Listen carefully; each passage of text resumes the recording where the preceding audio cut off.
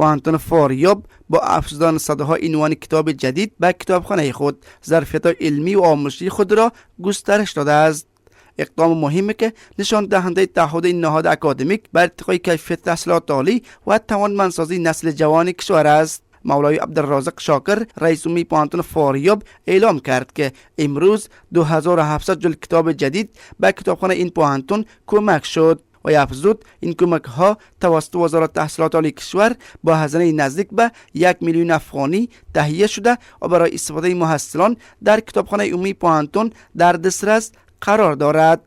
این مجموعه شامل منابع درسی برای 8 پانزه است و همه روزه در اوقات رسمی قابل استفاده می باشد. رئیس عمومی پوهنتون فاریاب تصریح کرد این کتاب‌ها نقش مهمی در غنامندی منابع علمی و ارتقای سطح تحصیل محصلان ایفا می‌کند.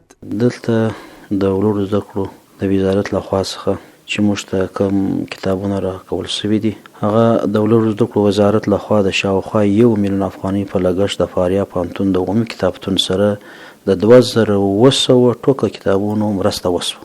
په دې کتابونو کې د فاریاب پوهنتون د اتګونو پوهنځیو لپاره بېلابېل کتابونه شامل دي. دا کتابونه به د فاریاب پوهنتون د 8 واړه پوهنځیو د محصلانو لپاره د دې پوهنتون په عمومي کتابتون کې هر ورځ په رسمي وختونو کې د لاسرسي وړ وي. د دې کتابونو د کارونې او له هغو څخه د استفادې ترتیب او کړنلاره د فاریاب پوهنتون د کتابتون د امریت او اړوند پرسونل لخوا ترتیب شوی ده. په ترتیب اوس مهال د فاریاب پوهنتون په کتابتون کې شاوخوا 11500 کتابونه شتون لري او د محصلانو د استفادې وړ دي. در همین حال عزیز الله عیار آمر کتابخانه پوهنتون فاریاب با ابراز خرسندی از این اقدام اظهار داشت. افزایش منابع علمی یک گام اساسی در راستای تقویت کیفیت تحصیل است. ما تلاش داریم تا محیط مناسب برای مطالعه و تحقیق محصلان را فراهم سازیم. تاسو ته معلومه ده چې د په اکاډمیک سایه کې یوازینی رول چې دی هغه د عمومي کتابتون دی د یو تعلیمي سطحې ظرفیت لوړولی سي.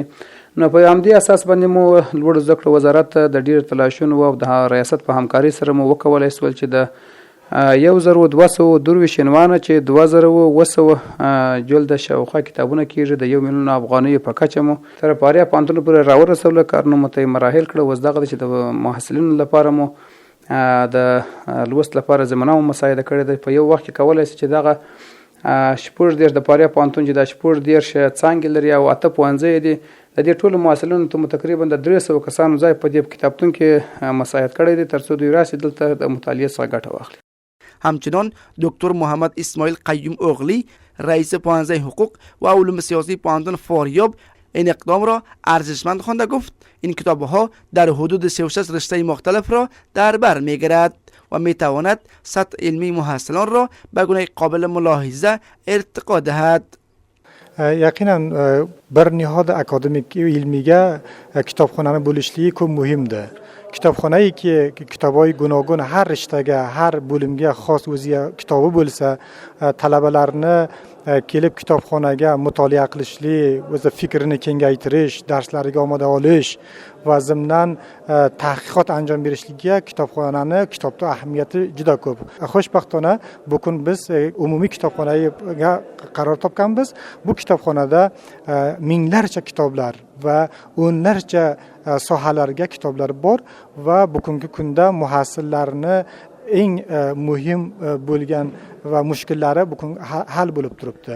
Pantun Faryobga mana shu katta kitobxona umumiy bor. Kitobxona umumiga Faryob bilim yurti talabalari kelib bu yerga yaxshi osoyish bir joyda kitoblarni o'qib va mutolaa qilib tahqiqot anjom berishlariga hech bir qiyinchilik qolgani yo'q. بر بنیاد معلومات ارائه شده با اضافه شدن این مجموعه اکنون شمار کتاب‌های موجود در کتابخانه پوهنتون فاریاب حدود 17500 جلد رسیده است. افزون بر آن تا یک سال گذشته نیز بیش از 1100 جلد کتاب دیگر از سوی نهادهای مختلف جمع آوری شده که مورد استفاده استادان و محصلان قرار دارد. این در حالی است که امارت اسلامی افغانستان همواره بر توسعه تحصیلات عالی به عنوان زیربنای پیشرفت کشور تاکید نموده و چنین اقدامات گام مؤثر در راستای خودکفایی علمی و تربیت نسل آگاه و متخصص پنداشته می شود.